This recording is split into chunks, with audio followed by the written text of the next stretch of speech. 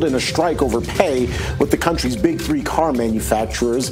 Next week's speech will mark the second time Mr. Trump has skipped the GOP presidential primary debate. It may also signal that he's looking beyond the Republican primary and already beginning to focus on next year's general election. In the meantime, the United Auto Workers Union is drawing a new line in the sand this morning. I have been clear with the big three every step of the way. And I'm going to be crystal clear again right now. If we don't make serious progress by noon on Friday, September 22nd, more locals will be called on to stand up and join the strike. That will mark more than a week since our first members walked out. And that will mark more than a week of the big three failing to make progress in negotiations toward reaching a deal that does right by our members. That was Union President Shawn Fain laying out the union's latest warning in advance of a potential expansion of the current strike against General Motors, Ford, and Stellantis. Right now, only about 13,000 UAW workers have walked off the job. It's all part of the union's new strategy to target specific big three plants rather than an all-out strike. Right now, workers at GM's plant in Wentzville, Missouri are off work, along with employees at Ford's plant in Wayne, Michigan, which, by the way, makes the Ford Ranger and the Ford Bronco. Stellantis' Jeep Wrangler and Jeep Gladiator plant in Toledo, Ohio, is also shut down due to the strike. Critics blame President Biden for the current strike involving America's big three auto workers, and now more and more Americans appear to be in support of impeaching the commander-in-chief. A new YouGov CBS News poll finds that half of independent voters believe House Republicans should move past an impeachment inquiry and pursue full articles of impeachment. The vast majority of Republicans, 81% to be specific, support impeachment, and similarly, only 12% of Democrats believe the president should be impeached. In order to move forward with articles of impeachment, 218 members of the House would have to vote to send articles of impeachment to the Senate for an impeachment trial. That's a quick check of your headlines. Now let's get a word of prayer and a word from the Bible from Dr. G as David apparently dealing with that bean burrito issue. Right. We're going to let that one die. We really are. You know, I think it's really fascinating. It's dead. It's dead. It's dead. Actually, it may be alive, honestly, but that's a separate issue. Sorry, go ahead. Terrance, I'm shocked and amazed that at President Trump's just, I don't even know what the word is, chutzpah, to just go straight to the belly of the beast, talk to these union members. I find this absolutely psychologically, or polycologically, as I like to call it, fascinating. Polycology, the mix of politics and psychology. Because the union members, you'll remember, just told Joe Biden they don't want him involved in this. And he thought this was going to be his little trek back into the hearts and minds of working America. They're on to him. They know the China money he's taken and everything else. This is going to be a fascinating show because I think we'll get a chance to talk about this all the way through. Anyway, let's check out today's Bible verse because this is where our minds should all be. From Jesus Calling today, do not love the world or the things in the world. If anyone loves the world, the love of the Father is not in him. For all that is in the world, the lust of the flesh, the lust of the eyes, and the pride of life is not of the Father, but is of the world. And the world is passing away, and the lust of it. But he who does the will of God abides forever. That's 1 John chapter 2. Certainly a great warning, but really a great promise for our times today as this world seems to just keep going in bizarre places, doesn't it? But now we want to get to a problem we don't generally associate with New York, but now we have to. It's illegals coming through our southern border, making their way to New York, wreaking havoc, costing taxpayers millions along the way. Now, as of the last count, which was just 10 days ago, more than 113,000 illegals have arrived in New York City. Just imagine this, since the spring of 2022. Last fall, the city's homeless shelter population hit record highs, and it has only grown since then. Now, the city has estimated that it would spend about $5 billion this year just to house and feed illegals. And that cost would exceed $12 billion over the next 3 years if illegals continue to arrive at this rate. The city has helped illegals leave the city for other counties in New York. This has angered some officials, though, in other parts of the state, which brings us exactly to our next guest. Congresswoman Claudia Tenney represents New York's 24th congressional district, which is located in upstate in the Finger Lakes region near Buffalo. And she joins us now. Congresswoman, great to have you. Your first thoughts as New York starts to send these people to your district. What are you seeing? What are you hearing? What is it costing? What can you tell us?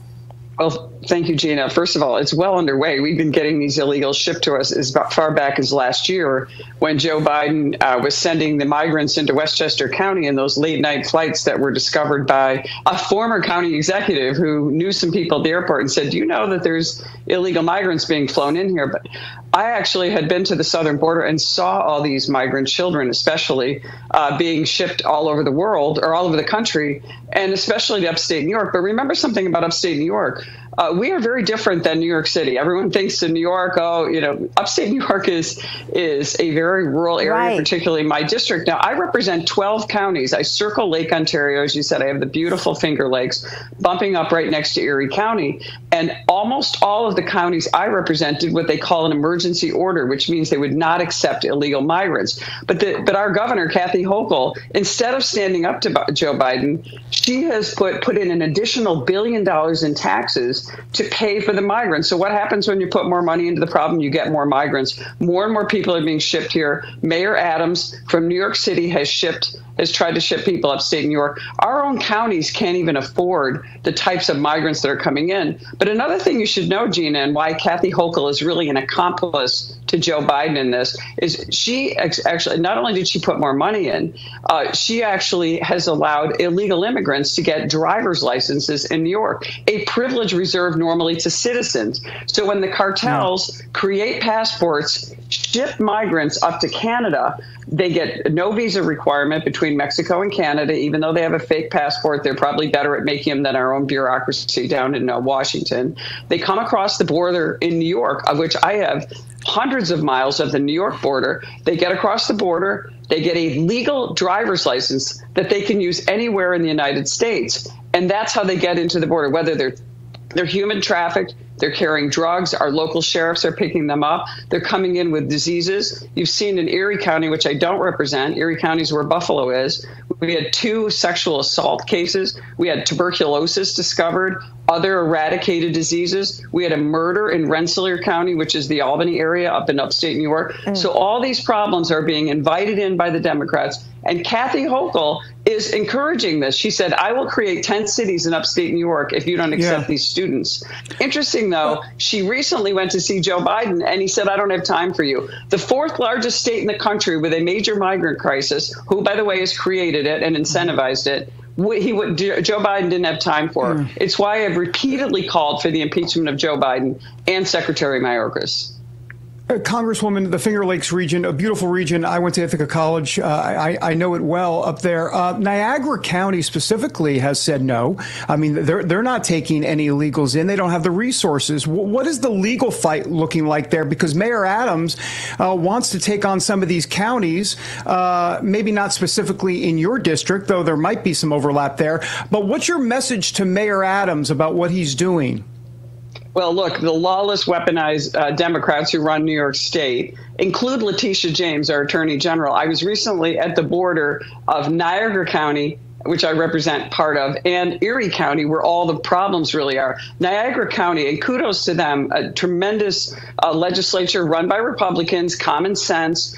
They put in an emergency order which said that we will not take illegal migrants. We don't have the rapes and the different problems that they're having, the diseases, and the migrants refusing to leave the dorm rooms that Kathy Hochul put them in so that the college students could go back to school. And these are SUNY schools, the State University of New York. And so the rule of law is actually working in Niagara County. The county executive actually in Erie County said anyone who doesn't accept the migrants is not only morally repugnant, but also a bigot. And now his people are standing up. Our people in Erie County are standing up. But guess what? This right to shelter law, which they have in New York City, it is not an upstate law. Letitia James, our corrupt, weaponized attorney general, is trying to extend that right to shelter law to the entire state and trying to force these upstate counties to take the migrants. And look, I want to make sure everybody knows we are totally supportive of legal migration in this country. We just do not want to see this type of overrun border where we don't have legal migration, where the taxpayers, this is all about citizenship having value. And the responsibilities of citizenship include paying taxes, self-responsibility. And you know what the Democrats have done? Everybody can come to New York. Everyone can come across the border. We have human trafficking. We have fentanyl overdoses run amok here. And this is a huge problem in our, Congresswoman, in our states. Can the GOP Congress do anything about this? Can they stop it? Well, first of all, we can do something with the southern border. We can stand up to Mayorkas. We can defund his ability to do this. I actually recently put in an amendment to the Homeland Security appropriations process under the Holman rule, where we reduced his salary to $1. It's more of a representational thing. But look, if we could reduce his salary, remove him by impeachment, we will start enforcing the laws. We can go back to remain in Mexico. We can go back to Title 42, which is a public health statute.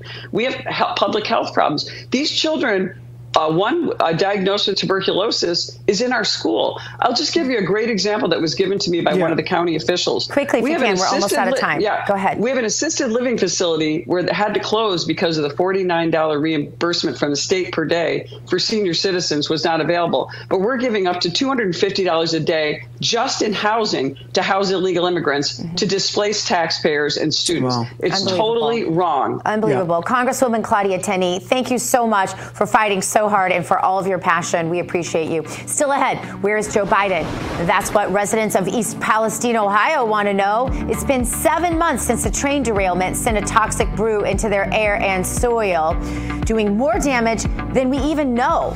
We're going to talk about that next. And is the U.S. military too woke? We know what most of you think, but over on CNN, General Mark Milley was asked that question. You won't believe his answer, but we'll show you. Up next, more American Sunrise after this.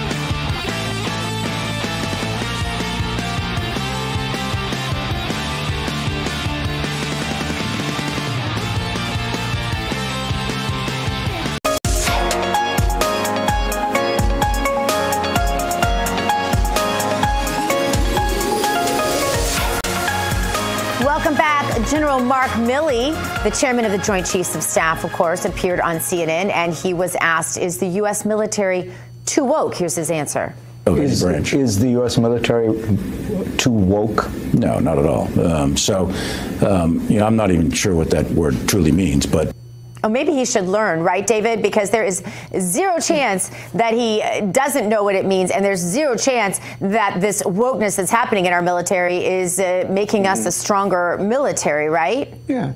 Well, right, and I'm glad you said zero chance twice. It was a double lie by Milley in 9 seconds. The clip lasted 9 seconds. That's a lie every 4.5 seconds by Milley. I mean, shame on him. Shame on him for saying that type of stuff. We're not stupid, but they think we're stupid, and this is the elitist versus non-elitist mindset. Anyhow, the whole idea about this woke stuff in the military, they're teaching white power courses at West Point.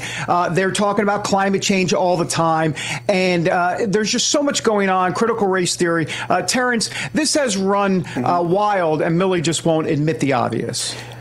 And to your point, the reason Mark Milley is still on the job is because the man who was tapped to be his replacement can't get confirmed because there is a congressman or a senator, out of Alabama, Tommy Tuberville, who's holding up the confirmation process as a result of some of these woke policies in the U.S. military. That's why Mark Milley is still on the job as we speak. So he is absolutely aware of what's going on. In fact, we're going to have Tommy Tuberville on the show coming up in our next hour. You'll be able to hear from him and have him explain his position on those very issues. But up next here on American Sunrise, the saying, of course, goes that revenge is a dish best served cold. After being acquitted of corruption in his nationally watched impeachment trial, Texas Attorney General Ken Paxton says that his eyes are firmly trained on the Biden White House for payback. That story as American Sunrise continues.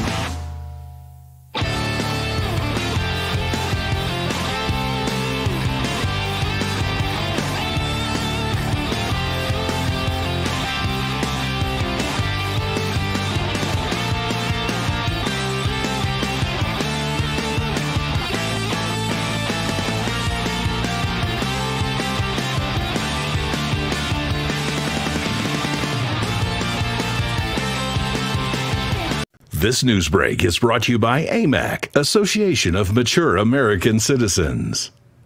And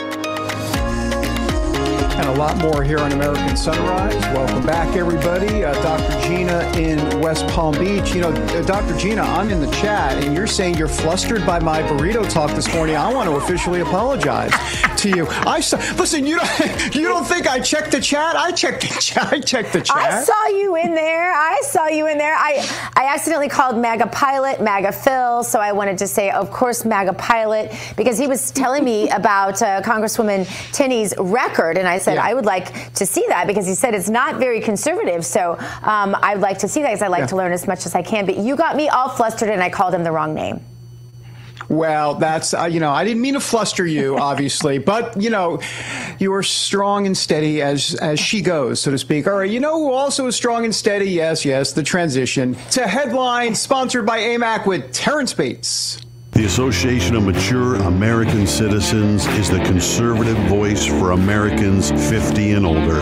AMAC is fighting for the values that you hold dear. Join today. Together, we can write the course of America. Topping your AMAC headlines, the FBI is out with a new report saying that senior citizens lost almost $1 billion due to scams. In all, 105,301 people over 65 years old were scammed with an average loss of $9,175. The report also says almost 2,000 seniors lost more than $100,000. Seniors make up the largest group of people falling victim to extortion, with more than 23,000 victims. The FBI also saying the highest number of fraud cases involving seniors occurred in California, Florida, and Texas, which, by the way, have the highest populations of elderly Americans. In the summary of its findings, the FBI writing, each year, millions of elderly Americans fall victim to some type of financial fraud or internet scheme, such as romance scams, tech support fraud, and lottery or sweepstakes scams. Criminals gain their targets' trust or use tactics of intimidation and threats to take advantage of their victims.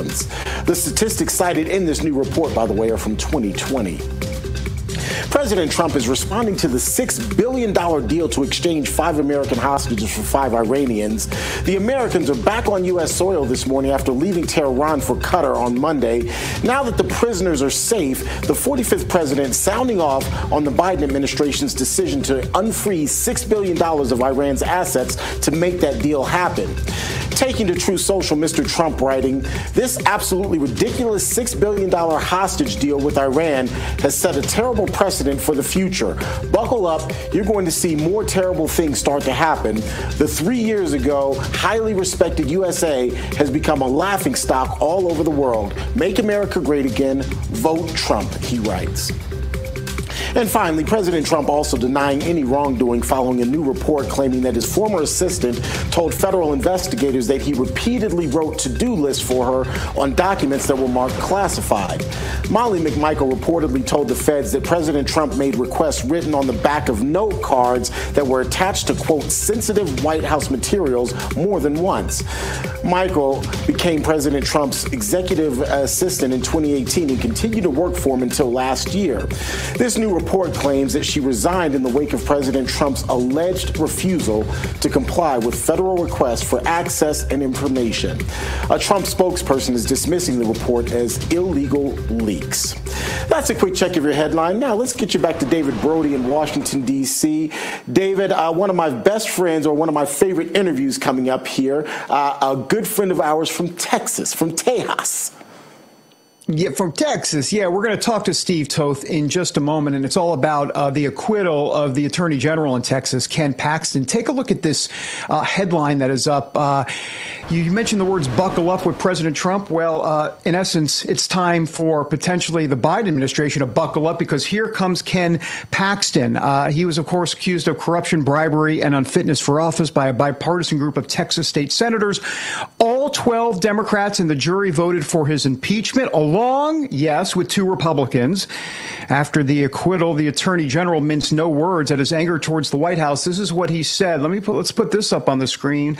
Quote, the sham impeachment coordinated by the Biden administration has cost taxpayers millions of dollars, disrupted the work of the office of Attorney General, and left a dark and permanent stain on the Texas House. Finally, I can promise the Biden administration the following: buckle up, because your lawless policies will not go unchallenged. We will not allow you to shred the Constitution and infringe on the rights of Texans. You will be held accountable. That from the Attorney General in Texas, Ken Paxton. And joining me now with more is Steve Toth, representative down in Texas. Steve, thanks for being here. Your reaction to what we saw transpire in Texas these last few days. David, as I was listening to that AMAC commercial about fear and intimidation of the elderly, I was like, wow, that could have been exactly the headlines for what happened in the Texas House. It was fear and intimidation from Dade Phelan and House leadership. Members were brought into the back room, and it was as someone whipped each group of people for their vote for impeachment. And I said, I am having none of this. And I was one of the very first ones in the Texas House that said no, that this is nothing but a ruse. It's a scam. This is hearsay. It's hearsay. You can't call it hearsay evidence. It was a total scam. This is Karl Rove and the Bush family at their worst. Well, you mentioned Karl Rove and the Bush family, which makes me think about this is a proxy war going on in the Republican Party, and it's playing out specifically in Texas in the House, right? Because you got a lot of rhinos in the House. The Senate is much better, but help us through what's happening in the Texas Republican Party and how politics played a huge part here. It's been said that there's a civil war going on right now in the Republican Party. It's not going on between establishment voters and grassroots voters. It's going on between the Austin cartel, which is the Associated Republicans of Texas, is a huge 501c4 here in the state of Texas, against elected officials like myself and Ken. They're trying to push us out of government. They're trying to make sure that our days are limited in Austin so that they can go back to controlling things again. Look, the Attorney General's office has always been a stepping stone. It was a stepping stone for John Cornyn. It was a stepping stone for Greg Abbott. And they really fear that the most popular statewide elected official is now going to become the next governor, Ken Paxton. They hate that. That scares the hell out of them. Excuse me. Yeah. How much do you put on, is this on Dade Phelan fully? I mean, the Speaker of the House down in Texas, not Dade, just on him. Dade, I hate to say it, but Dade's a sock puppet in this thing. This is much more powerful forces. This is the uniparty at its worst that's controlling the levers of government. Guys like But he Dade needs to go, right? I mean, he needs to go. He absolutely needs to go. Absolutely must go. Go ahead. We need real leaders. We don't need people like Annie Murr and Dade Phelan that are controlled by the uniparty. We need people that are going to stand up and do the right thing. There's no way we had the evidence to proceed. The lieutenant governor is absolutely right. This was a sham. This never should have happened. We should be worrying about trying to close our border right now. We should be worried about making sure that parents have choice and where they send their kids to school. But instead, we spent and wasted 3 months and tens of millions of dollars on this sham impeachment. David, one of the articles went down 28 to 2, 28 to 2, which means that the overwhelming majority of Democrats voted against it as well. Yeah. Steve, I've got 30 seconds or so. What does this revenge potentially look like? We hear about Ken Paxton saying, buckle up, Biden administration. What form does that take exactly? I've got about 30 seconds or so. Ken Paxton is unhinged. He is going after them with everything now. And, I think you're going to see a renewed, excited Attorney General. And if you thought he was dangerous to the Biden administration before this, you wait. You just wait. Steve Toth, always great to see you. And Terrance Bates, once again, says hello to you. He loves you, by the way. Air quote, loves you. God bless you. We love you guys. God bless you. Thanks, Steve. Appreciate it. Thanks for being a fighter down there in Texas. All right, when we come back, the people of East Palestine, there is an update there. And of course, we're on top of it, basically left stranded by the federal government after a train derailment spewed a toxic brew that contaminated their community.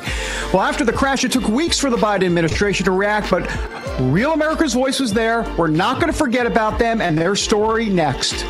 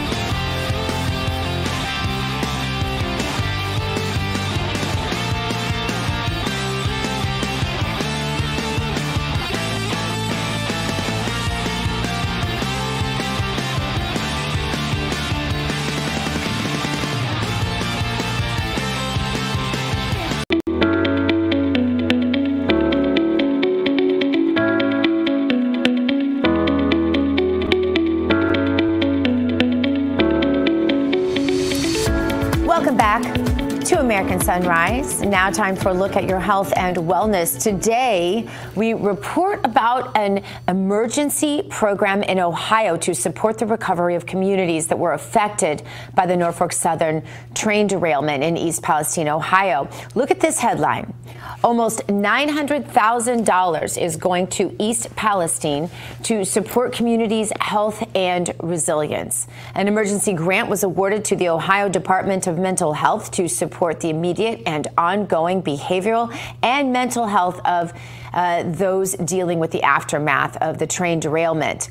Now, this funding will also be used to expand and enhance the capacity of local crisis response systems. It's been 7 months, in case you've lost track, since East Palestine, Ohio train wreck happened, and Joe Biden still hasn't visited the village of Pennsylvania border, which was decimated and which he promised to visit. Now, when asked a few weeks ago why he hasn't been to East Palestine, here was his reply.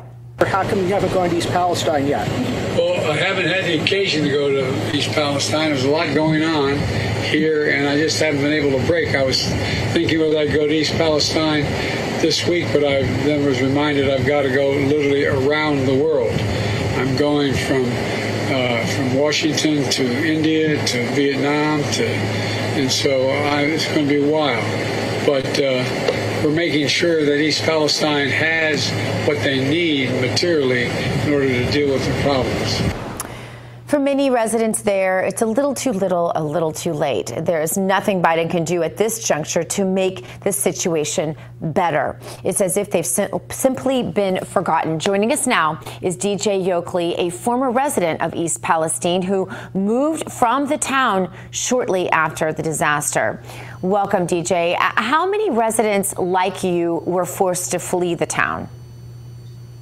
So we actually didn't, I didn't flee the town personally. My family still lives here. We're still in our home, but our business had to leave because we were so close to the train derailment and Sulphur Run, which is the creek that has been contaminated for the last 7 months. It's been absolutely just, one thing after the next. It's kicking the can down the road. It's the government telling us that they're going to be there for us and making business owners, residents jump through hoops of, hey, we're going to be there for you, but we want you to fill out this 38-page form to make sure that you're telling us the truth. Meanwhile, they're flying the president around the world and not taking care of the taxpayers here in the United States of America. Yeah.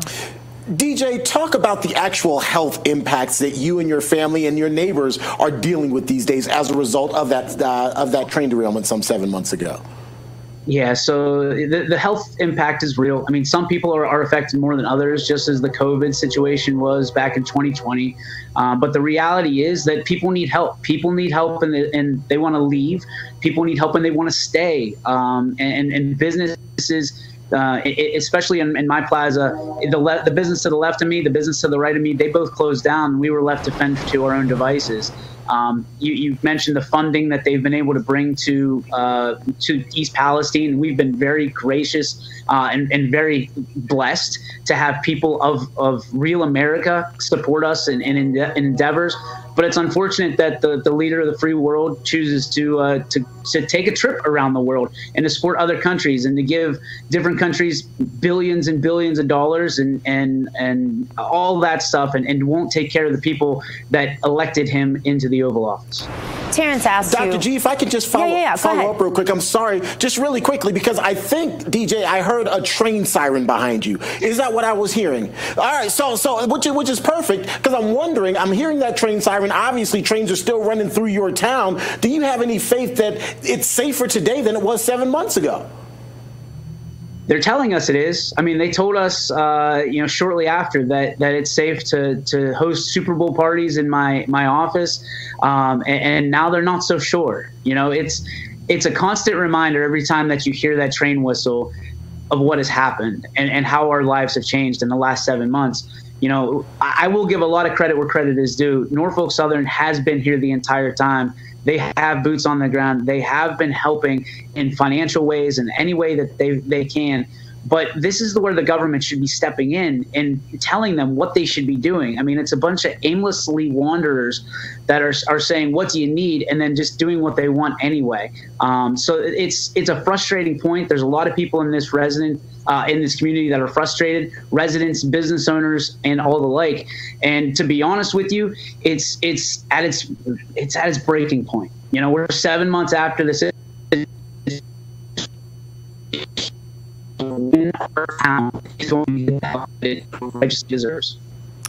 We're having a little audio issue with you here. I'm hoping we can get through this next question with you. I just want to ask you quickly, what are your thoughts as to the ongoing health problems? Is it more that there were these problems at first and these we all saw the rainbow patterns from some chemical of course, in the creek? Is that still that way? Are people still sick? Give us a real update on how the community is. There's a lot of frustration still. I mean, again, there's some people that are still sick. There's some people that have moved on with their lives. I tend to be in that latter part of it, but I want to support the people that are sick and that do need help. I think that's where, again, our government should be stepping in, and nobody is biting the bullet for that one. I haven't personally seen the sheen that you're referring to in the creeks, but I've seen videos. You just never know from a technology standpoint how old those videos are. Sometimes there's people that just want to make people to be scared. They want people. I hate to say scare tactics, but sometimes it's out there. Yeah. So, you know, from us, my family's drinking the water. I have several friends and colleagues that drink the water here in town, and we've been told adamantly that it is safe in town. DJ Oakley, thank you. We're not going to forget you or East Palestine. We'll keep checking in. Thank you. God bless you. Thank you. You too. Our friends at the Wellness Company did go to East Palestine just to help the residents in the wake of the explosion. Joining us now is Peter Galuli. He is the CEO of the Wellness Company. Peter, thank you for being with us today. Tell us about the Wellness Company's efforts there in East Palestine and what you saw. Yeah, thanks. It's tragic, first of all, and I feel for DJ and all the families in East Palestine, Ohio. We've been offering free virtual care through our telemedicine platform to every resident in East Palestine, Ohio, since the accident started last February. Keep in mind, we're a small company. We're doing everything that we can. I was going to say, that's expensive to a company. I can only imagine how that could be very expensive, and especially when you're talking about people who, obviously, the whole reason you offered it is because you know that they're incurring health problems. Absolutely, and I think the tragedy that's East Palestine, Ohio, will continue to unfold over the coming years. I mean, chemical exposure like this takes a long time to manifest itself into long-term health symptoms. East Palestine, Ohio residents can still access the free virtual care at twc.health/derailment. But really what it emphasizes for me is the need to be prepared. This can happen anywhere, and we can't count on our government to come and help us anymore. Yeah. We've since launched emergency medical kits that people all over the country have been buying in order to be ready for the next pandemic or the next train derailment or the next problem that the nation faces. Yeah, I have mine right here. I was just leaning over to grab it to show it off because this is really cool. I am one of those who tries to be very vigilant with my family, being a mother of 5 and a lot of children that kind of make their way into my life, so it's never just 5. And I remember during COVID not being able to get treatment for family members of mine who had COVID. This was extremely frustrating, and if I had had this emergency kit beforehand, it would have saved me. There's no price I would put, honestly, Peter, on having had this equipment, had I had this kit prior to what we experienced. I bet people are so appreciative of this. People are so grateful that we're offering this because we're offering things like ivermectin and Z-Pak, which are proven remedies for many diseases, not just COVID, right? That people experience every single year. And why wait until you're sick? Like, be ready for the next time it happens. Just like you have Tylenol in your medicine cabinet, you should have emergency meds. Yeah, no doubt about it. And what I love about it, too, it's not just things for COVID. You've got, as you said, the Z-Pak, the antibiotics in there. You've got the antivirals in there. You even have things for if you get bitten by certain types of things that can be hazardous to your health. Tick bites. Tick bites. And these are all real things. Question, though, becomes how do we avoid the mistakes of the whole COVID thing? Building a parallel healthcare system is one way, natural supplements over big pharma poison. But I'm hearing now rumor that the FDA is coming to regulate some of these things. So really, we need to be prepared with these things on hand before they start regulating them, and we can't get them again tomorrow, right? Well, the message that I have for you is to take your health into your own hands. If there's one thing that the pandemic taught all of us, it's that we can't count on the medical system to take care of us or have our best interests in mind. I know it let down me and my family personally, and many of my loved ones, too, were betrayed or harmed by a system that was supposed to be working in their best interest. Yeah. So we're all about preventative care at the Wellness Company. We offer everything from supplements to telemedicine services to issue scripts for the kit in front of you in order to allow people to feel good every single day and not wait until they're sick to go see a doctor. Yeah, it really is important. And I think a lot of people also, though, when you say take over your own health care, it's kind of a scary prospect for those of us who aren't medical doctors. And but the nice thing about this wellness kit, too, is it comes with a full instruction kit, how to use everything, what each of the medications inside of it are used for, how to give them, how to dose them, etc. So you really don't have to be afraid. Once you have the wellness kit, you will be prepared for at least most of the things that you could encounter during any of a number of emergency situations, right? Absolutely. And you should be, right? And as we go into another round of COVID here, and we see that the government has two brand new vaccines to dose children ages 6 months and up. Yeah. I think we all know better at this point, right? Yeah. Take the precautions that you need for your health. The FDA just backpedaled on ivermectin last month and said, we never said it wasn't effective for COVID. Sure. Yeah, but good luck getting it still. Good luck getting it. If you decide you just want to go out and buy some, go to your pharmacy, good luck with that. And now the FDA is saying they're going to control nutraceuticals. That's their next big play. So then you won't be able to get your nutritional supplements. So this is really great. Peter Gillooly, we appreciate you. We appreciate the Wellness Company. Get the Wellness Company emergency kit. Before you can't, go to twc.health/RAV today and order. That's twc.health/RAV. Use promo code RAV to save 10%. And up next, it's our famous Stay Awake, Not Woke segment. Don't go anywhere because we'll be right back with you in just a moment.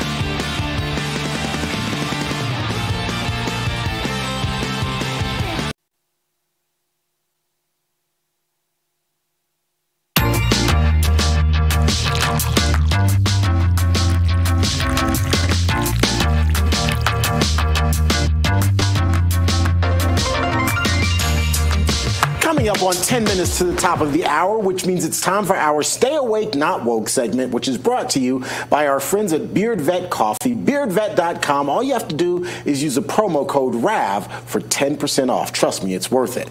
House Republicans are working to tackle the border crisis as part of budget negotiations. Part of the push includes removing the wokeness. Here's the headline. A new House funding bill aims to, quote, remove the woke at the Department of Homeland Security and restart border wall construction.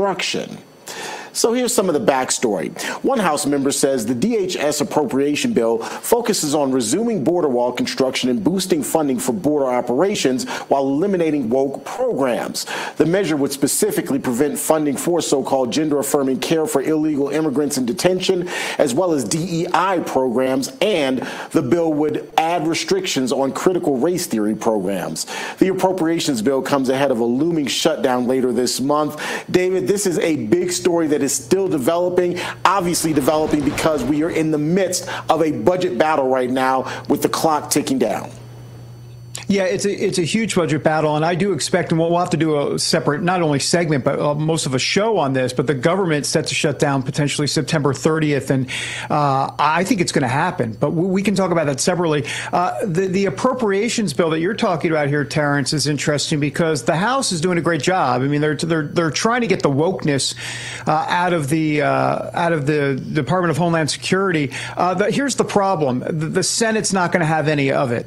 The Senate is a 50-50 split, but it's not just 50-50 split Republicans and Democrats. It's the uniparty strikes again. I mean, it's the Republicans, the rhinos over in the Senate won't have the backbone to take any of this out. So it's not going anywhere. So good for the House that they're doing it, but when it goes over to the Senate, it's not going to matter because they're going to strip all that stuff out. And I think we should really understand that. Our viewers need to understand that. If they want to get involved, then they have a constitutional right. Beyond a constitutional right, they have a we the people right. Forget constitutional for a second. They just have a right to go ahead and call and demand change or demand action from their senators and congressmen. Gina?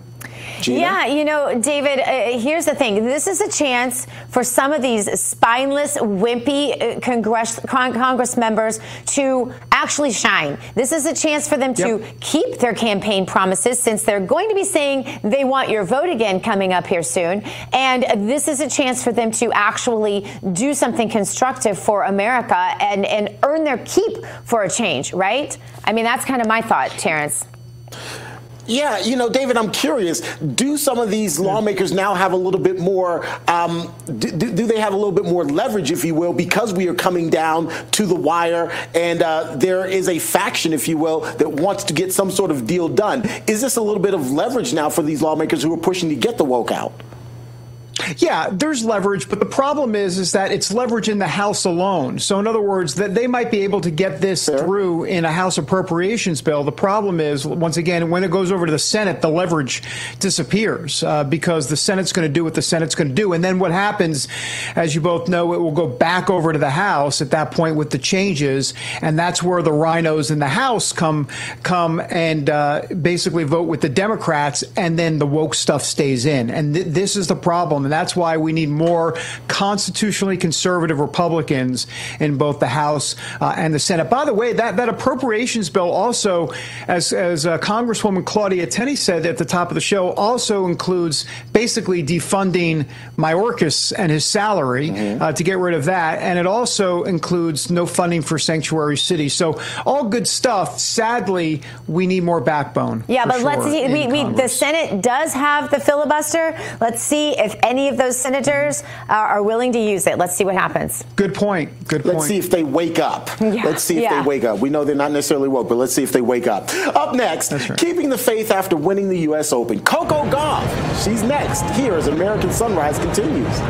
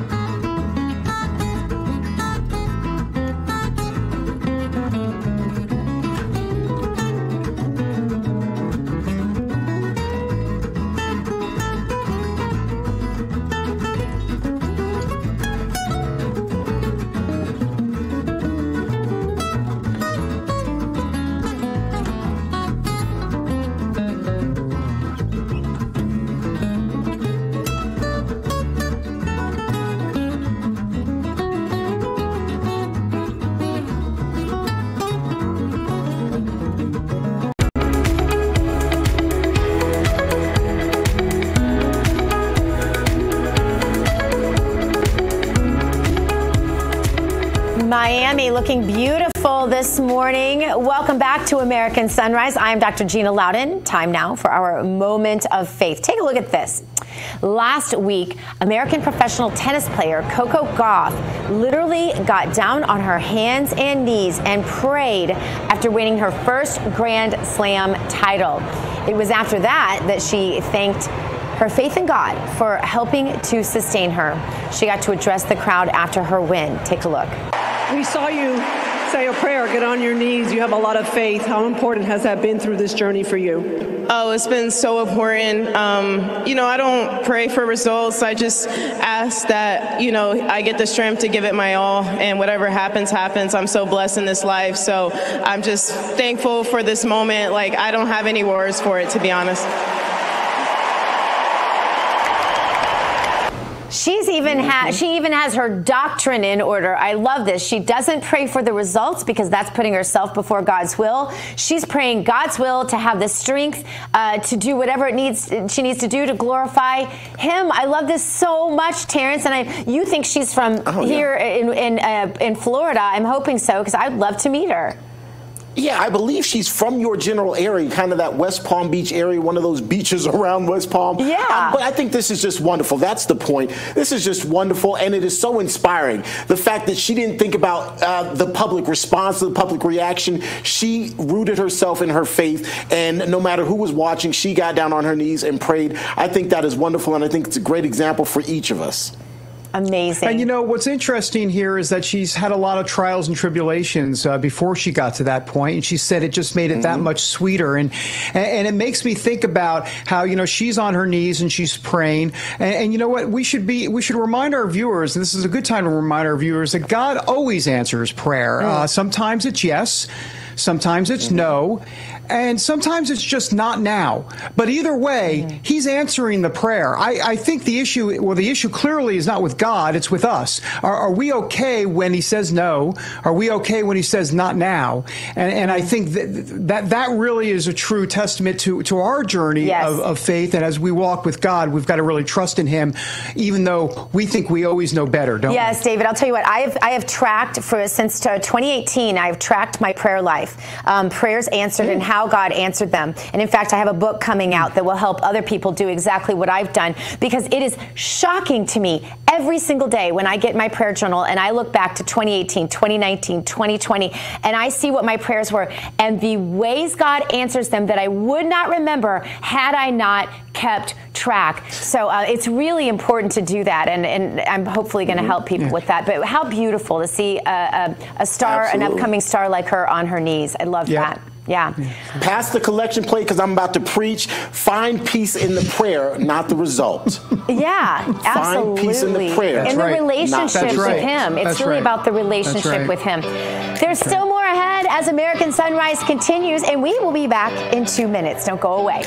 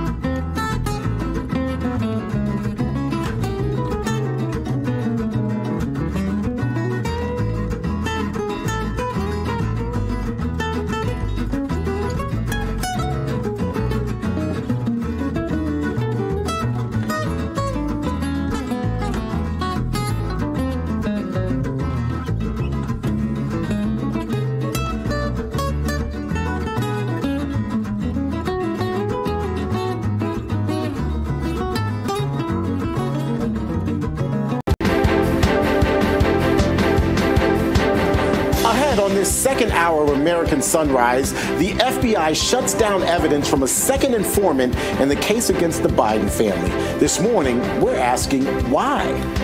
And keeping it all in the family takes on a whole new meaning when it comes to first son Hunter. After being charged with firearm offenses last week, new potential charges loom. We have the story for you. And we all know about Casual Fridays, but come on, could John Fetterman be the worst dressed senator in the history of the United States? Those stories and more as the second hour of American Sunrise starts right now, everybody.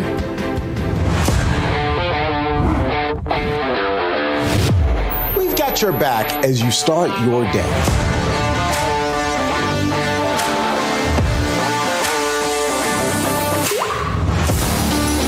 Articulating what the majority of Americans feel today, and I really appreciate that you do. Y'all tell the truth. You guys are our voice. We watch every morning while getting ready for work. Good morning, everybody. I'm Dr. Gina. This is American Sunrise, coming to you from the beautiful Rav West Palm Beach studios. David, Brody, we made it through 1 hour. We have 1 hour to go. We just have 1 hour. That's it. Don't worry. Iceberg is not right ahead. It's okay. We're not the Titanic. We're going to make it. I think we're going to make it. By the way, on a John Fetterman note, I will be now showing up. Yes. I'm still just cringing. Yes. Yeah, well, if you want to cringe, I'm going to be showing up now in a tank top to do these. I'm going to anchor in a tank top. There it is, John Fetterman. You know what? I'm going to actually have the hoodie look. And Terrance Bates, I would suggest a tank top for you in Denver. But listen, do your thing. Do what you want. Be who you are, Terrance Bates in Denver with the headlines. Thank you, sir. I will be who I am without the tank top. Yeah, that's not a good look. President Trump once again skipping a Republican primary presidential debate, but this time to deliver a speech before striking union workers. While his challengers duke it out on stage next Wednesday in California, the 45th president will be in Detroit offering up a primetime speech to auto workers and to other blue-collar union members. The speech announcement comes as the United Auto Workers Union is embroiled in a strike over pay with the country's big three car manufacturers. Next week's speech will mark the second time Mr. Trump has skipped the GOP presidential primary debate. It may also signal that he is looking beyond the Republican primary and already beginning to focus on next year's general election. Ukrainian President Volodymyr Zelensky is in the United States this morning and preparing to make his case for more aid from the West before the United Nations. He'll address the United Nations General Assembly today and then speak before the UN Security Council tomorrow. Monday, Zelensky called the United Nations to task over allowing his country's invaders, Russia, to continue to have a seat at the tables of power and decision-making. Zelensky's latest U.S. visit comes as President Biden is asking Congress to authorize as much as $24 billion in additional military and humanitarian aid for the war-torn country. Lawmakers on Capitol Hill are increasingly divided about sending money to Ukraine, so President Zelensky plans to make his case in person when he visits the U.S. Capitol on Thursday. Some of the country's more advanced aviation equipment is safer this morning now that military officials have located the site where an F-35B Lightning II fighter jet crashed. The debris field is in Williamsburg County, South Carolina, about 2 hours northeast of Charleston. The jet crashed on Sunday after the pilot ejected.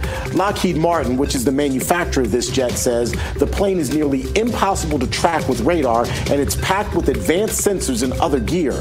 Protecting that sort of technology made finding the plane so urgent. Military aviation are on pause for 2 days now, as this is reportedly the third military flying incident in the last 6 weeks. That's a quick check of your headline. I'll have more headlines coming your way here in just a little bit. But now, let's check in with David Brody, sans the tank top, and of course the always beautiful Dr. G. Aw, thanks so much, Terrance. That's right. Thank you, Terrance. Well, listen, what's up with the FBI? I mean, why are they shutting down potentially now another source in the Biden crime family investigation? Look at this headline by Just the News. A retired FBI supervisor has revealed to Congress that the Bureau's Washington field office had a second politically connected informant providing information relevant to the Biden family investigation, but was asked to shut down the source in the fall of 2020, shortly before the presidential election, according to Just the News. Well, shockingly, John Solomon broke that story because John Solomon goes around all day long breaking stories, and he joins us now from, I don't know, your underground bunker. I don't know where you are, John, exactly. I'm dressed the way we're supposed to be in the Senate. This is what it's supposed to look like in the Senate. Not like Fetterman, I'm telling you. Oh, my goodness. That's right. Well, we have a dress code. We have a dress code for this show, That's John right, Solomon. we do. Tell us a little bit about this story, because this feels like politics once again here, John. Yeah, let's set the stage so people remember all the revelations we've had in the last couple of months. We now know that the FBI tried to execute a search warrant on Joe Biden's guest house and in Hunter Biden's storage locker because they knew there was evidence here. They were told they met the threshold for a search warrant. They were denied access. They wanted to interview Hunter Biden by surprise and try to get some information in the tax case. They were thwarted at that because Hunter Biden got a tip-off from the Justice Department. They wanted to bring tax charges going all the way back to 2014. By the way, felony tax charges that would have carried some heavy weight. That the prosecutors allowed the statute of limitations to expire. Now we learn that the FBI had a second informant, not the informant that provided the information in that FD 1023 form from Senator Grassley saying that Joe Biden, Hunter Biden were part of a $10 million bribery scheme in Ukraine. This was a second informant. We believe it might be author Peter Schweitzer, who had done some extensive research on the Biden family. And the FBI was working him in the fall of 2020, going into the 2020 presidential election, in their Washington field office, and all of a sudden they got a call from the Delaware FBI office. The Delaware FBI office working for U.S. Attorney David Weiss, a guy whose office did all those things we just talked about. And they said, hey, shut this informant down. We don't want you working this guy. Shut it down. Close it off. Let's not take any more information from him. It's a remarkable development. It's another example of the hear no evil, see no evil, want to investigate no evil approach that seems to have been the hallmark of the Weiss investigation of the Hunter Biden family. And what a stark contrast to the FBI of 2016, which, while knowing that the Christopher Steele dossier was funded by Hillary Clinton, had no problem taking that information and investigating for 3 years. When people look at those two episodes, particularly the way Hunter Biden's been treated, right up to the sweetheart deal that got rejected by the judge, they see a dual system of justice clearly infused by political bias. Yeah, there's no doubt about that. And look, John, we all know the crimes go way beyond the gun crimes, right? These crimes are much larger on a vast scale that is affecting literally our future as a country. So will the DOJ get away with only charging Hunter Biden with gun crimes, or will they ultimately have to charge some of the tax crimes, maybe some foreign lobbying crimes too while they're at it? What's your estimation here? Well, my sources in the Justice Department tell me that there are two elements of the active investigation still ongoing: possible federal felony or misdemeanor tax charges, as well as the possibility of charges saying that Hunter Biden acted as a foreign lobbyist and didn't register, didn't disclose payments or influence that he was trying to affect with his father's administration, and specifically with his father. As you know, last week we had this story where Hunter Biden brings in some of his clients to the Naval Observatory, the vice presidential mansion. No one gets in there. Very few Americans ever get in there. And they were lobbying the president on who should be the next UN Secretary General. That is called lobbying. And that, by the way, at the time, that person who was working there, though an American, was working for a Kazakhstan bank, so clearly a foreign entity. So I think they're looking at both of those charges. Tomorrow's going to be a very interesting day. Merrick Garland is going to be on the witness stand for the first time in about 6-7 months. There are a lot of developments since the last time Merrick Garland appeared before Congress. I think he's going to face a harsh set of questions about what he knew, when he knew it, why all this pattern of casting away evidence from Hunter Biden instead of pursuing it like other defendants would face. And I think there'll be some new questions in the morning based on reporting I'm doing today. Hope to wrap it up, suggesting that the Justice Department and the FBI had an investigation into Joe Biden's 2020 campaign, whether it had taken some improper donations. And that, too, like everything else we saw, got shut down, in this case, by two avenues, once in Delaware, once in D.C. We'll have more details on that tonight on the TV show and again tomorrow on the website. But I think Merrick Garland is going to have a lot of tough questions tomorrow. Well, that's an interesting big story and a big development that we'll definitely want to get more information about tomorrow. Hey, John, speaking of Merrick Garland, makes me think, of course, of a two-tiered system of justice. And a lot of people talk about actual charges that are brought or not brought based on the two-tier system of justice.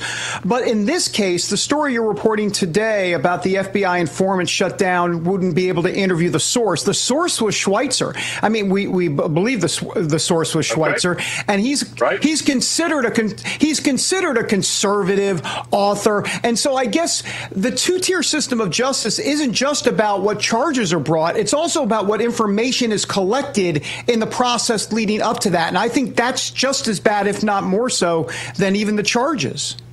That is such a great point, David. Just think of the difference. No problem taking any of the people from Hillary Clinton's campaign, Christopher Steele, Michael Sussman, the FBI. Well, come on in. We'll take all your evidence, even if it's bogus.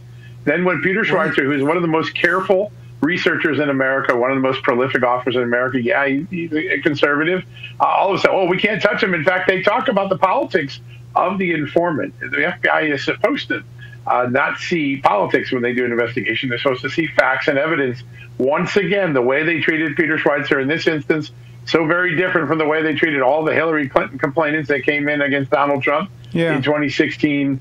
There is just clear evidence that the FBI treats conservatives and liberals very different as witnesses, as defendants, as cooperating witnesses or informants. That is what troubles so many people in Congress right now. The indomitable John Solomon, thank you so much for being with us. Remember, you can catch him and his amazing host, Amanda Head, on Just the News, No Noise, weekdays at 6 p.m. right here on Real America's Voice. All right, coming up, Hunter Biden just got more bad news. We're going to tell you about his latest batch of problems. That's up next. Stick around. We'll be back in just a moment.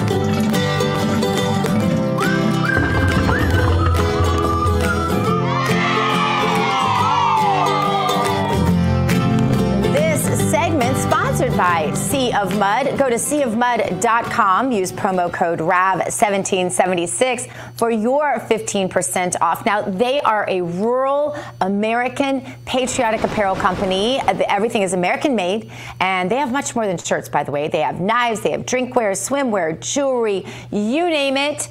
And so go there and get some, seaofmud.com. The tide in the swamp has turned for Hunter Biden, and a new wave may just be rolling in. Take a look at this headline. David Weiss may soon charge Hunter Biden in California with tax crimes. You heard it here. Weiss charged Hunter with 3 firearm offenses last week, but did not charge him with tax or FARA violations, although Republicans say the gun violations are the only crimes not connected to President Biden. So it makes a lot of sense. Now, as John Solomon mentioned earlier, this means the special counsel may soon file a new indictment against Hunter in another federal court, potentially in California this time, over these alleged tax crimes. Now, even mainstream media has corroborated this, saying the gun charges are unlikely to be Hunter's last charges. David, this could be ultimately bad news for old Uncle Joe, too, right? Now, let's follow the path here. If there are new tax charges against Hunter Biden in California, and if there is a trial, that means there'll be a discovery process. And if there's a discovery process, that means there'll be a whole lot of documents and a whole lot of information that lawyers and ultimately the public will have. And this time, unlike the gun charges that are not related to Joe Biden, the big guy, the tax stuff, you assume, will be different. It's financial in nature, and that has got to scare, I always like to say this word, I just like it, the bejesus out of Joe Biden. And Terrance, I mean, this is a concern because we haven't even gotten to the FARA violations, or FARA, violations. But this tax stuff could end up becoming more of a big deal for Biden and a big-time headache, more than a headache. And David, broadening the scope on what you just said, if there is a trial, or when there is a trial, it very likely would happen during the middle of campaign season. You can expect that to happen before November of next year. And those documents that you alluded to, the evidence, that would come out in open court, making it public record. So it's not something that can be shoved under the rug, because it now will be part of the public record of that court. So all of that information will be available to the American people during a campaign season, which is going to be huge for huge against President Biden. Explains why they're getting so desperate and unbecoming, doesn't it? Coming up, new information revealed on how badly the U.S. government wants to mask and jab your children. It's unbelievable. We are going to tell you up next. American Sunrise is back in 2 minutes.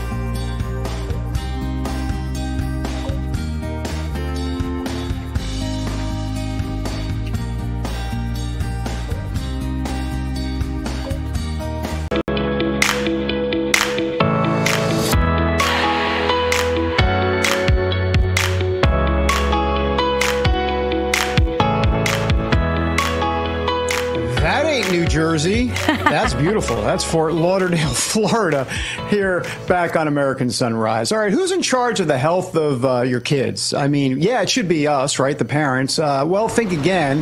The government's involved, and that's not a good thing. Emails recently obtained from the Freedom Foundation from the U.S. Department of Health and Human Services show high-ranking officials at the CDC discussing the possibility of mandating COVID-19 vaccinations for school children. Now, the emails, which the agency attempted unsuccessfully to redact, were provided in response to a Freedom of Information request, a FOIA request, submitted as part of the Freedom Foundation's ongoing work to hold teacher unions accountable for their prominent role in COVID-19 school closures. And joining us now with more is Maxford Nelson with the Freedom Foundation. Maxford, great to have you on the show. Tell us more about this FOIA request that you clearly has new information. You have been trying to crack down on these teachers unions for a very long time. Well, that's absolutely right, David, and thanks for having me on the program. We've been working for years now to hold teachers unions accountable, teachers unions like the American Federation of Teachers and the National Education Association, for the role that they played in initiating and then prolonging closures of public schools around the country during the COVID-19 pandemic. And what we found in the latest batch of emails to come out of the Department of Health and Human Services is pretty shocking. And it shows the highest ranking officials at the CDC, the director of the Office of Policy, essentially wishing for the National Education Association to come on board with the concept of mandatory vaccines requirements for students in order to attend public school. And the context for the email that we received, this was an email sent in August of 2021, is the press release that the NEA, the biggest teachers union in the country, had put out right before the start of the 2021-2022 academic year, in which the union, the NEA, endorsed mandatory vaccine or mandatory testing requirements for educators and those working in public schools. And of course, that set off a chain reaction almost immediately in blue state legislatures and governor's offices and in the major urban school districts around the country to do exactly that and mandate COVID vaccines for employees in the public school system. Well, of course, that was received very well by the CDC. But as this email with the press release got forwarded around the agency, it eventually made its way to the CDC's director for the Office of Policy. And she responded to her colleague that forwarded it to her and essentially said, great, but I wish the NEA would come on board with this concept for students as well. This is some pretty crazy stuff. I think this would have been even more damaging to students. It would have made reopening even more difficult. It would have been immensely controversial. Mm-hmm. And even to this day, the only school system in the country to require COVID vaccines for students is the District of Columbia, and that's only as of this year. So there's some other twists to the story, but it's pretty crazy. Yeah. In your best guess, I mean, let's talk turkey here for just a minute, because a lot of times we don't tie together the real motive here. What is the real motive, as to your best guess, as to why these unions are so adamant about jabbing and masking children who are clearly not in danger from COVID, right? Mm-hmm. And even if they were, we know that masks don't work. I'm not sure we've ever had situations where such mandates are imposed on people with zero scientific evidence, but that's what we're talking about doing here. Zero scientific evidence for jabs or masks helping children in any way, shape, or form regarding COVID or really anything else, and potential harm, a lot of potential harm, in fact. So what is the real motive of these teachers unions? Is there a financial motive behind the scenes? Is this just really all about compliance and a communist agenda? I mean, what's your best guess here as to what's really happening?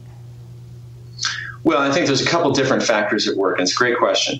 On the one hand, unions, public sector unions like the NEA, are just by their nature going to be more aligned with government. They are fans of big government. They want government to grow and expand. They view government bureaucrats as the proper source of power for who should be running the country. So I think naturally they're going to be more aligned with a big government, top-down, control your life by the technocrats agenda. But there are financial incentives as well. And you can see this by looking at the behavior of the unions during the pandemic. Essentially, they treated the pandemic as a strike that the unions themselves didn't have to initiate. Teachers were out of the classroom for public health reasons, and that gave them the opportunity to set the terms upon which they would return to the classroom. And it gave them the opportunity to extract concessions that they sought for a long time from school boards, from state lawmakers, from federal lawmakers. And so depending on the jurisdiction, we saw policy demands from the teachers' unions in places like LA or Chicago that had nothing to do with public education. Progressive wish list items like defunding the police or overhauling the tax code, things, again, that had little to no bearing on the classroom, but they were part of the progressive movement's wish list. And of course, the teachers' unions are a core constituency there on the left. But then I think the third component is just directly financial. And you saw the unions going to federal policymakers and saying, oh, we need all this new money to flood into public schools. We need all these new safety mechanisms, and we need to overhaul the HVAC systems. And so we need all this new taxpayer dollars to get us through the pandemic. Well, the money came, but then what you've seen in the years since is most of that money did not go towards COVID mitigation or offsetting learning loss that students have experienced due to these prolonged and unnecessary school closures. Most of that money is going into either new staff, more teachers, more union members paying dues, and increased salaries, wages, and benefits for school employees. Boom. Yeah, thank you. Well, I'm glad you brought up the financial aspect, Maxford, because as you have a report there on your website, the Freedom Foundation website, about $36 million that labor unions are receiving from the COVID relief money, including many teachers unions. And so this really feels very much about not just money, but how that money gets spent and the coordination between government and the unions. Yeah, that's exactly right. So there was a research report that we put out last year that you mentioned that looked specifically at the Paycheck Protection Program. And we've heard so much about fraud in these federal COVID relief programs over the last few years, and you're going to keep hearing more. But one component to that we looked at specifically was labor unions like teachers unions that were not eligible in the first year of the program's life for these federally administered Paycheck Protection Program loans that were essentially grants, forgivable loans. But during that first year of the program, we identified more than 200 unions that received, as you mentioned, upwards of $30 million that they just were not legally eligible for. No question about it. But they were applying for it, receiving the funds, and no controls were in place to stop it. Yeah, Maxford Nelson, great to have you here. Thanks for all the important work you're doing to help kids all around this country. Thanks, Appreciate Maxford. it. Thanks so much. My pleasure. Thank you. We've got a lot more, including now time for the opening bell. It's like a Broadway show, sponsored by AMAC. The Association of Mature American Citizens is the conservative voice for Americans 50 and older. AMAC is fighting for the values that you hold dear. Join today. Together, we can write the course of America. Well, the bell is sounded and the markets are now open. The Dow Jones starting off on the negative note in the red, S&P 500 also in the red, as is the NASDAQ right now. Hopefully all of that will change here in short order as it is another day of trading. Actually, the NASDAQ just up about 1/10 of a point right now, so that's a good sign. Maybe things are changing as I speak. Meantime, speculation about another round of interest rate hikes abounds. All of this as the Federal Reserve is set to meet tomorrow. Analysts expect the central bank's policymakers to keep the key interest rate where it is. A decision to skip rate hike could actually come amid cooling inflation, which experts believe indicates that policymakers can afford to wait and see if the progress is actually being made that they thought was being made. The Fed has unleashed a flurry of rate increases since last March, marking the fastest pace in interest rate hikes in 4 decades. However, another rate hike for this year will likely remain on the table, but fewer rate cuts than previously predicted may also be considered for next year. While 2 government economic reports released last week weren't as positive as the Fed was hoping for, most economic data for the past 2 months is pointing in a positive direction. Tragedy can happen at any moment, and that's why it's a smart idea to invest in emergency food right now. As the saying goes, it's better to have it and not need it than to need it and not have it. My Patriot Supply is the nation's leader in high-quality emergency food. You can go to preparewithrav.com and you'll save $200 on your 3-month emergency food kit from My Patriot Supply. Enjoy a wide variety of delicious meals that offer over 2,000 calories a day for optimum strength under stress. Stock up before panic sets in and the grocery store shelves are bare. By the way, free shipping is automatic and your order ships fast. So again, go to preparewithrav.com. That's preparewithrav.com in order to place your order and get the discounts that are available. Coming up, Alabama U.S. Senator Tommy Tuberville says that enough is enough, and he is on a one-man mission to stop woke in the military. But next, President Trump just told the RNC to go pound sand. He's skipping next week's GOP debate, and he made some other huge plans instead. He'll definitely want to tell you about that, and we'll tell you about that instead coming up here. That's when American Sunrise continues.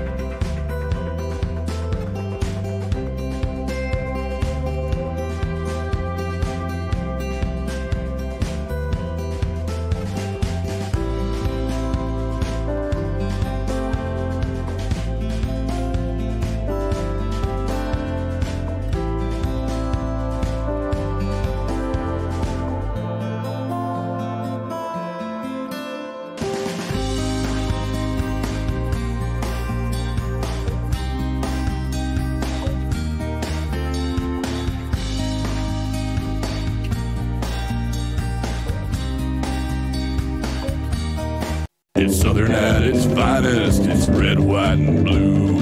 Gotta get out and try it. Red State Barbecue. Red State Barbecue. This segment sponsored by Red State Barbecue, redstatebarbecue.com. Use promo code RAV10, and that'll give you 10% right off the top. They have a brand new apple bourbon sauce. You can grab their classic flavors. Memphis sweet, Texas spicy. They're all good. North Carolina, South Carolina, all your local flavors, even Alabama and Kentucky. redstatebarbecue.com, promo code RAV10 for 10% off. All right. President Trump skipped the first GOP primary debate, and now he has announced plans to skip the next one. The Trump campaign confirmed overnight that he will skip the second GOP presidential debate scheduled for next week in California, and he instead plans to visit the Detroit area to speak with auto workers who are on strike. I'm sorry. I'm so amused by this story. It just cracks me up because I love the way he thinks. And he's one of the only GOP candidates who can do this because he's not demonized unions like most Republicans. And as a man who has taken part in some big construction projects in his life, he knows how to speak to the blue collar union workers. He's the blue collar billionaire. Now, David, I have to tell you, I'm a longtime not fan of unions. I think unions are a way for the union bosses to take a lot of dues from hard-working, well-intentioned workers. I think they're better off in the free market. President knows I think this.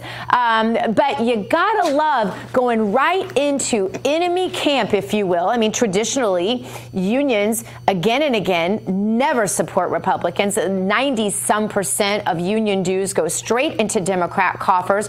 My husband's worked in this field forever, so I know this issue pretty well. And but I don't care. You've got to respect somebody willing to go right into the lion's den, right, David? And that's what he's willing to do. Have a conversation with the other side. See if there's some common ground. This is something only Donald Trump ever does. Well, 100%, because Donald Trump has fundamentally changed the Republican Party. The Republican Party, Mitt Romney in 2012 would never do this, obviously. No. And Goodness, there's tons of right. He'd get and his white George collar W. dirty. Bush, yeah, 100%. He's busy in his elevator with the 90,000 cars he has in San Diego or whatever it was, and putting the dog on top of the roof, whatever. But the point is that the unions now are very much not just blue collar, but they're Trump blue collar now, because Trump has embraced it and has changed the Republican Party to be a blue collar type party. And as it relates to Joe Biden, this should have been a slam dunk for Democrats 10, 20 years ago, but now it's not. Now it's not at all. As a matter of fact, not only is it not a slam dunk, they've kind of given up on the blue collar vote overall, and they're now going into the suburbs with the, more of the affluential and the and more of the minority vote and that type of thing. That's where they really want to go. They don't care about the blue collar workers as much anymore in America, and that's why Trump is there to basically kind of go and do some of that digging that he needs to do. Terrance, what do you think? No, it's a savvy campaign move to go into an area where he might need some votes in the long run and to try to rally support in those places. And what better way to rally support than to talk directly to a group that is angry, that is hurting, and that is fighting back. And that's exactly what he's doing. And Terrance, guys, I want to shift gears. Go ahead. Sorry. I was just going to say, I think a lot of these union workers are sick of being taken advantage of, and they realize, and I've talked to a lot of them. In fact, that Winslow plant is in my home state of Missouri, and I know a lot of those union workers personally. And behind the scenes, guess what? They're Trump supporters, and they've never voted for a Republican ever before. But they've caught on to the union boss's scheme to pack the pockets of the liberal Democrats, and that's not who they are. They're not liberal Democrats. So it'll be interesting to see what happens next. Right. All right. So I do want to shift gears a little bit. We've been telling you about Alabama Senator Tommy Tuberville. He, of course, has been fighting back against woke in the military. I had a chance to speak to him to explain exactly why he's taking this stand.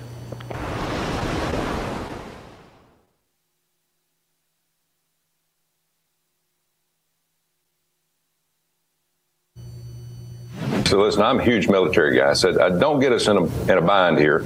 Let's start doing them one at a time and don't get too far behind. Of course, Chuck Schumer on the Democratic side says, no, we're going to hold them all together. And so here we are. And again, today we could be doing them one at a time on the floor, even the Joint Chiefs of Staff, but they're trying to make us all look bad on the Republican side, especially me.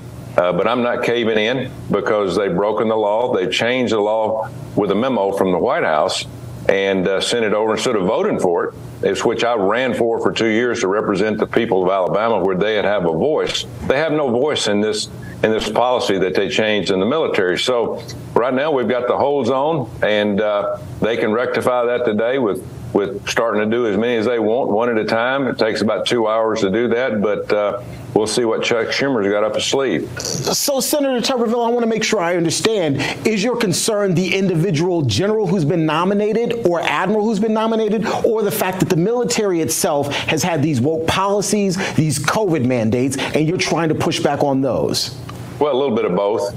First of all, it's taxpayers having to pay for transportation for abortion, and of course taxpayers are not supposed to have to pay a dime for any kind of abortion, no matter where it's at, no matter what, whether it's a military, business, it makes no difference. And so that's the first one. The second one is, running a dictatorship out of the White House and the Pentagon. They basically said, hey, this is what we're going to do now. When in 1984, Terrance, Joe Biden himself and the Democrats put this bill on the floor, this policy, voted for it, passed it. And since 1984, this policy has been in the military where you have abortion only for rape, incest, and health of the mom.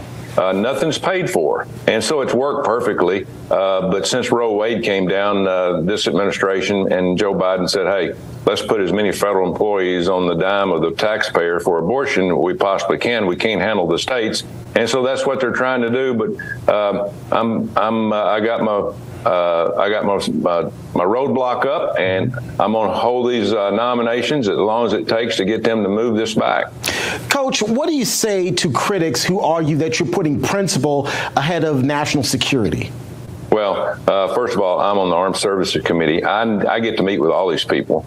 I've talked to former generals and admirals, present generals and admirals, people in the Pentagon. This is not hurting readiness. It's hurting the feelings of the Democrats, because this is the first time in almost 3 years they've been told, no, you can't do it this way. And I got the ability as a senator to put a hold on anything I want. And now, as I said, they can put them up one at a time, and I've got no skin in that guy. I can't stop it. But they don't want to do that. So we're up to over 300 now. The Pentagon and the White House should be looking at Chuck Schumer and the Democrats saying, listen, let's get some of these done. Let's get them in the right spots. But there's no positions, Terrance, that are unfilled in the military. The business as usual. Everybody's doing their job. There just hadn't been any promotions in terms of getting another star or moving to another position until they're confirmed. In your position on this committee for armed services, one of the major things that you're going to have to decide here with your colleagues is funding for the U.S. military. All of that tied up in the current budget battle. Do you expect there to be a shutdown, or is this going to get settled within the next 16 calendar days as it is? Yeah, I hope we don't have a shutdown. It doesn't prove anything. It won't last very long. It's just over. It's not the entire government, by the way, anyway. Most people are still going to get their Social Security checks and all those things. But it's just a game they play up here in Washington, D.C. Let's just get the job done. The problem that I'm having with the House right now is we control the House, and we should be looking for ways to cut back on a lot of things that we don't need to be doing. We're spending way too much money, Terrance, and the American taxpayer and our kids in the future are going to have a big bill they're going to have to pay. But nobody's addressing that. You got people up here that are going to be in politics a few more years. They're kicking can down the road. They're saying, hey, let's let somebody else do this. We better start now. 32 to 33 trillion in debt is disastrous. And, we talk about China and Russia and Iran and all of our so-called enemies overseas. The enemy in this country is our debt. We are hanging on by a thread right now. Inflation is looking us right down the throat, and even depression. I mean, we are in serious trouble when it comes to spending way too much money and not enough people working and paying their way. So then, based on what you said, is it safe to say that you support the House's impeachment efforts of Joe Biden, starting with this impeachment inquiry? In the Senate, other than Senator Grassley and Johnson, we pretty much stayed out of it because they've had all the information, they've had committees, and they've looked at it. I've been hearing things, looking and watching it on television, seeing things that have been coming up. The things that the American people are getting ready to see that's going to come out, I blame our institutions like the FBI, the DOJ. They have been asleep at the wheel, along with our mainstream media. I mean, it is their job to get out there and dig and find the things that are helping this country and hurting this country. And the American people are going to have to go through a tough year coming up. And, of course, we got an election coming up. I don't know whether impeachment is on the horizon. They probably, with what I saw, they have enough to maybe get this pushed through the House. It won't happen in the Senate. We don't have enough votes over here. I don't really want to waste the time of the American people because we're in dire straits with our economy and things that are going on worldwide. But we do need to stay within the rule of law. The Biden family looks like they've been compromised. And again, as we just talked about, we talked about Joe Biden making a decision to send $6 billion to Iran, when here's a guy that it's obvious what I saw yesterday in this hearing or this briefing that we got from the House, there's some serious things wrong here. There's some bad things wrong that have gone wrong for many, many years, several years. but it's been swept underneath the rug. And it looks like to me, every time something like that starts to come out, the Biden administration tries to get everybody's eyes off that and go somewhere else, like they did with this Iran bailout with the $6 billion. Absolutely. Coach, I'd be remiss if I didn't talk a little bit of football with you in athletics for the college. You actually are working to kind of deal with this whole new thing of NIL in college, the NIL money. Talk a bit about the bill that you're floating on this. Well, college sports is in trouble, and we're talking about money, a lot of money coming in. I want to save women's sports, Olympic sports. I want the college to be about education, but here's a problem, Terrance. There's no rules or regulations. So Joe Manchin and I have been working with coaches, ADs, players, families all across the country for the last year and a half. We've got to get everybody on the same page with this. I'm for players making money, don't get me wrong, but we have to have regulations with this. You can't just be the Wild Wild West and expect it to survive. I love sports. It does great things for our country, but this is going down the wrong path right now. Hopefully we can get this passed through the Commerce Committee, Senate, House, and signed by Joe Biden. That was some of my conversation with Alabama Senator Tommy Tuberville. Up next, will all senators soon be dressing in hoodies and gym shorts like this guy, John Fetterman? Well, Senate Majority Leader Chuck Schumer says that would be just fine. We'll be spilling the tea next. Freedom-loving patriots are falling in love with America's barbecue sauce, Red State Barbecue. Red State's 8 different sauces are perfect for whatever sparks your barbecue palate. Visit redstatebbq.com. That's redstatebbq.com and use promo code RAV10 for 10% off. Red State Barbecue.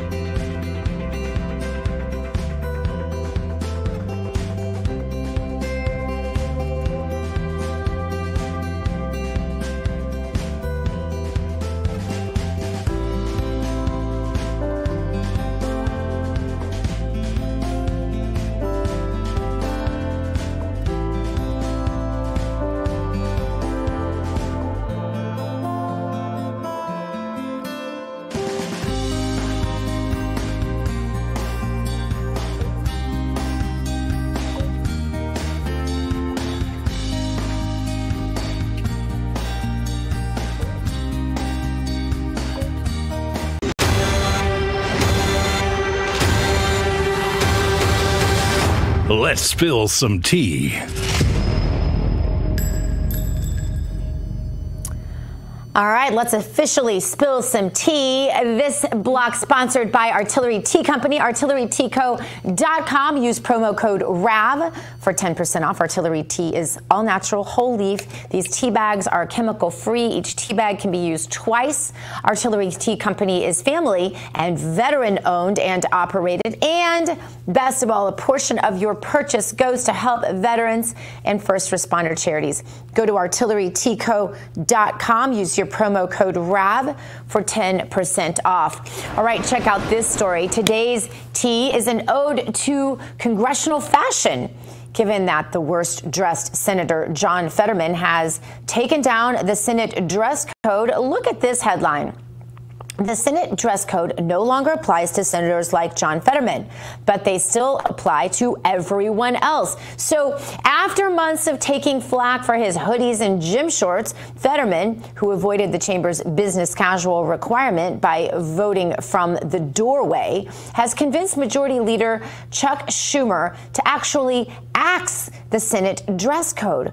But while senators now get to choose what they wear, staff and visitors still have to abide by the old policy. That means a jacket and a tie for any man who steps on the Senate floor, except for senators themselves. Let's bring in Terrance for reaction. Terrance, you know, my mom always told me that if you hang out with bad people or people that do low common denominator types of things, you will sink to that level. This is a classic case of this, is it not? Here he is lowering the standard, and now they're all adopting it. Oh, except for you, the people, right? And then changing the policy for one person, because there's one person who has an issue with the policy or chooses not to adhere to it, to change that entire policy. I always make this point, and it's something that stuck with me throughout my entire career. Early in my career, I was talking to a local congressman, and he said part of the job is to be a statesman. And a statesman speaks to the way one conducts him or herself and the way one actually acts in public. And that conduct, that statesmanship, is also the way you present yourself, your dress. I don't think statesmen wear sweatshirts and hoodies and gym shorts to do the duties of a statesman. David? Yeah, 100%. That's such a great point, Terrance. And let me also say, I mean, I'm going to date myself. I'm almost 60. Okay, I'm 58. And here's the thing. I remember back in the day when you would get on an airplane and you would dress up a little bit. I'm not saying you were wearing like a three-piece suit, okay? But, you know, have a little class. You know, and nowadays people are showing up in their freaking pajamas. I mean, give me a break. And by the way, on John Fetterman, now we hear Susan Collins joked around. Senator Susan Collins said, well, I guess I'll just show up in a bikini. Please, Susan Collins, don't show up in a bikini. I don't need to see Chuck Schumer in a Speedo. Where is this going? I'm concerned. Anyhow, why am I shouting? This is what happens when you get old. That is the point, David. The fact that it is so ridiculous, I think that is the point. There's a little bit of truth in every joke, but it's such a ridiculous joke that makes the point clear. Yes, by all means, leave the bikini wearing to Terrance. Sunny Side Up coming up next. Stick around. We have more American Sunrise back in just a moment. I don't want to see that either. I don't want to see that.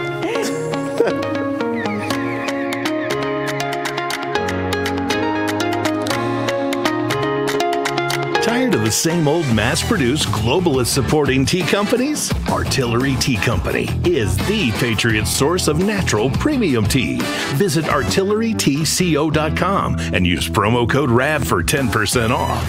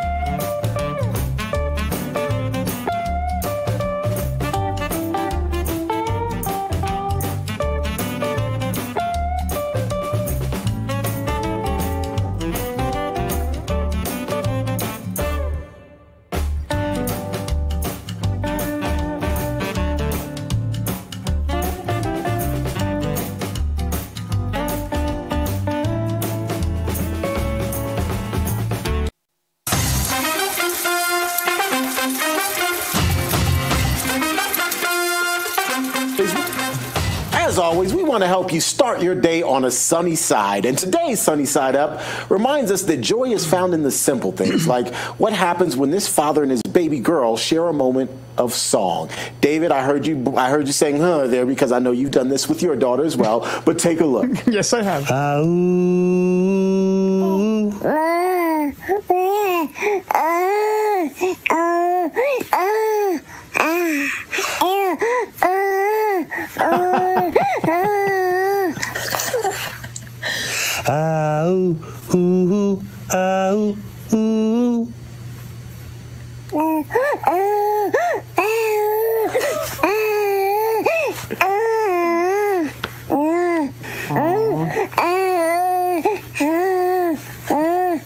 Gina and David, you just can't beat these sorts of moments, right? You really can't. You really can't. Gina, you're moved. You're moved, Gina. I am. Of all the weird things that makes me cry, I just miss when my babies were that